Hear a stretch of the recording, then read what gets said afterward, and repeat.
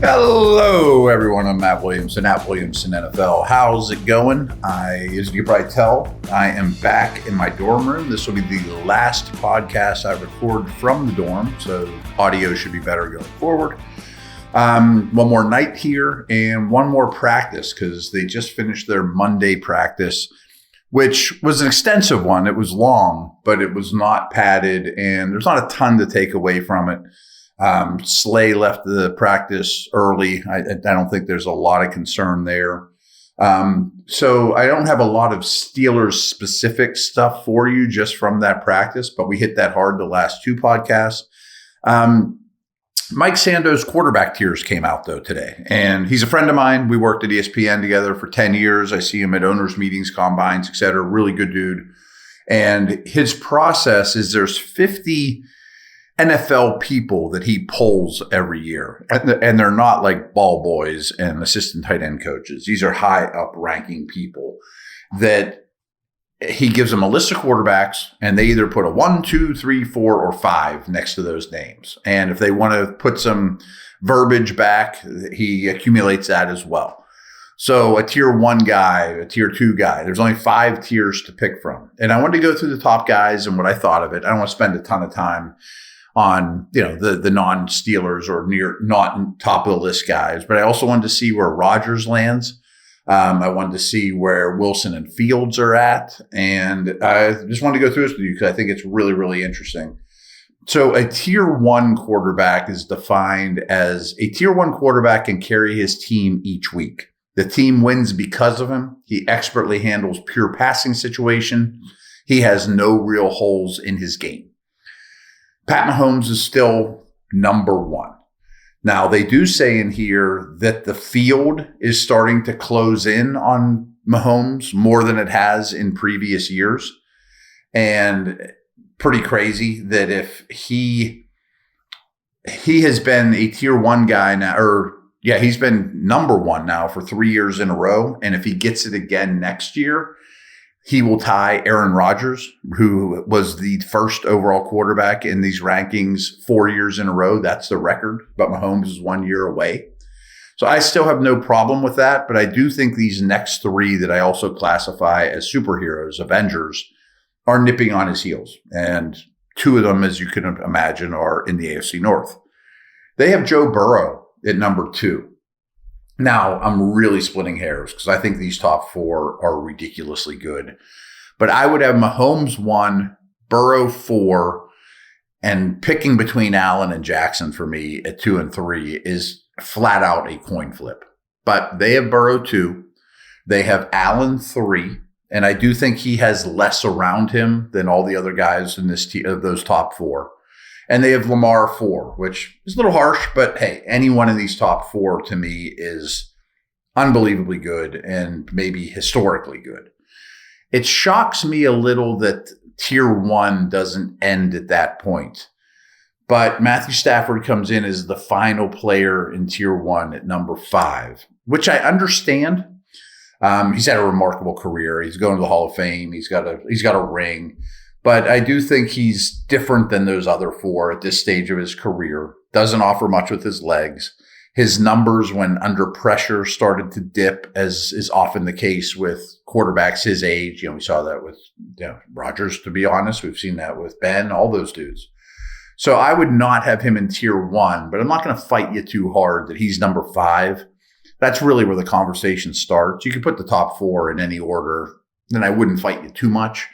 But who's number 5, I think, is where it gets interesting. They went with Stafford, which would be in my consideration. Frankly, I would take Herbert, but he's not far off. So we get into tier 2 here. A tier 2 quarterback can carry his team sometimes, but not as consistently. He can handle pure passing situations in doses or possesses others' dimensions that are special enough to elevate him above tier 3. He has a hole or 2 in his game. It's pretty good praise. Jaden Daniels leads the tier 2 guys, and clearly he's ascending, and I could imagine him actually as a tier 1 player for me if he continues. But it's hard to do second year in a row after the league kind of figures you out. Herbert does come in at 7. I would have him 5, but we're splitting hairs. I mean, a high tier 2 guy makes all the sense in the world to me. Then we get into Jared Goff at 8. That one shocked me a little just because lack of athleticism, more help from his supporting cast than most. I think he'd be a fringe top 10 dude for me. He would not be 8, that's for sure. Number 9 comes in at CJ Stroud, who was a little higher on this list, but that worries me a little about Jaden Daniels, that in year 2, does Daniels get figured out a little bit like Stroud did? I still think he's a superstar, though. And he's at 9 here. He's tied for number 9. I think, if anything, he goes up after this year. Protection was a big problem for them. He tied with Jalen Hurts for the 9 spot. This would also be early for me for Hurts. And I have great respect for the winning. There's no question. He has a lot to do with that. And he's played huge games, which is very, very important. But he really didn't have that good a year. And clearly he's the worst passer that we've talked about yet. I understand he does other things, but Hurts would not be a top 10 quarterback for me. Then we get into, this is still tier 2, Baker Mayfield at 11. I appreciate his game a great deal. He's gone through so many teams and so many coordinators, but he's really hit his stride with the Bucs. I think this is about right for him. Maybe he could be a little lower. I understand it, though. Dak Prescott comes in at 12. And I understand he's not super dynamic and he is not the athlete that he's cracked up to be anymore.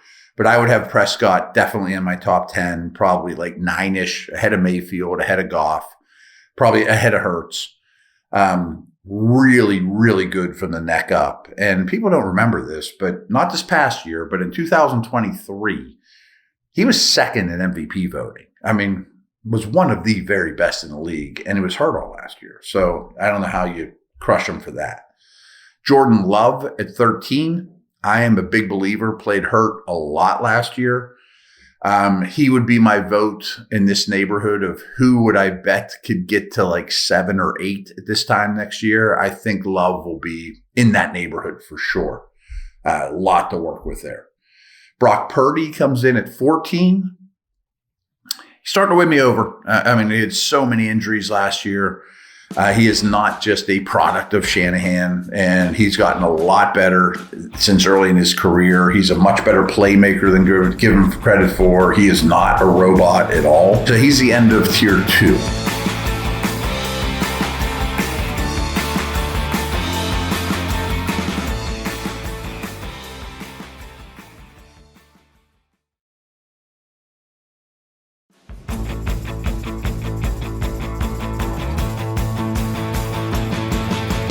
Tier 3 quarterback is a legitimate starter but needs a heavier run game and or defense component to win. A lower volume drop back passing offense suits him best. Now, this is one of the hardest guys I have to rank, but I think putting him at the very top of tier 3 adds up, and that's Kyler Murray. I mean, he's one of these short guys that just does not see the middle of the field well. He doesn't bring as much athletically as you would like, considering his extreme athleticism, but there's still a lot to work with there. So I don't have a problem with him. Aaron Rodgers checks in at 16. So a high-end tier 3 guy, I just defined what a tier 3 guy is. This is what they had to say about him. Now, I also urge you, if Rodgers is the 16th best starting quarterback in the league this year, would you take it or would you go fish? I could see him being 12th, 10th maybe. I could also see it being a lot worse. And the argument too is, when's the last time the Steelers had the 16th best quarterback on the planet? It's been a long time. And they've still won a lot of games. But here's what they had to say about Rodgers. He can't be dynamic like he was, but I still think he can play. Rodgers' average tier voted plummeted a full point from last year, a drop more than twice as large as for any other player. Daniel Jones fell by nearly a 1/2 tier. It's strange seeing him way down here. You're hoping for Brett Favre, the Vikings, but they had Adrian Peterson, Percy Harvin, and a bunch of dudes. Aaron has a good Aaron has had good route runners around him, and when he was at his best. I don't know who the route runner on the Steelers is. Metcalf is like a bully, jump ball, kill you in the red zone guy. I have no idea how that works there. Rodgers' age, late arrival to the team, lack of history with Pittsburgh's offensive coordinator, and recent injury history are among factors working against his success in Pittsburgh. Too slow to consistently win with his legs, yet his mind and hard count will have your disguise broken in your D-line, the neutral zone, multiple times a game. Initial reports suggest it will take time for the offense and Rodgers to gel. They all have been going into this with eyes wide open. Aaron obviously feels comfortable with Mike Tomlin and Arthur Smith. He doesn't need to be the number one in the league at passing anymore. He needs to protect the football and throw touchdowns. He can still do that. There's a good chance Rodgers will be healthier this year than last when he was still working his way back from Achilles injury. He can still see, and he can still fit balls in there, a former head coach said. He can't be dynamic like he was, scrambling, avoiding the rush, and throwing it 60 yards down the field, but I still think he can play. There's a lot there I agree with. I think that that's a pretty accurate analysis. Again, remember, these are a lot of the same voters that had him number one 4 years in a row. So I don't think this is a lifetime achievement award by any stretch, but they obviously had great respect for what he did in his best seasons. Now, I don't think that is something you're going to see a lot of, but you might see a glimpse here and there. And again, please in the comments, would you take 16? If I told you the magic genie comes out of the bottle and says, when the whistle blows for the final game of the regular season, not the playoffs, and Rodgers was the 16th best quarterback in the league, is that good enough? Would you say yes to that, or you say, give me door number 2? I'm curious because there's an argument for both. All right, after him, we'll buzz through these now. Tua's at 17. Then they go to Trevor Lawrence, who I think is on the rise, and will go higher than that. Geno Smith, who I consistently call the most underrated quarterback in the league. But this is the company that Rodgers is keeping right now. Bo Nix at 20, came on strong last year. Sam Darnold.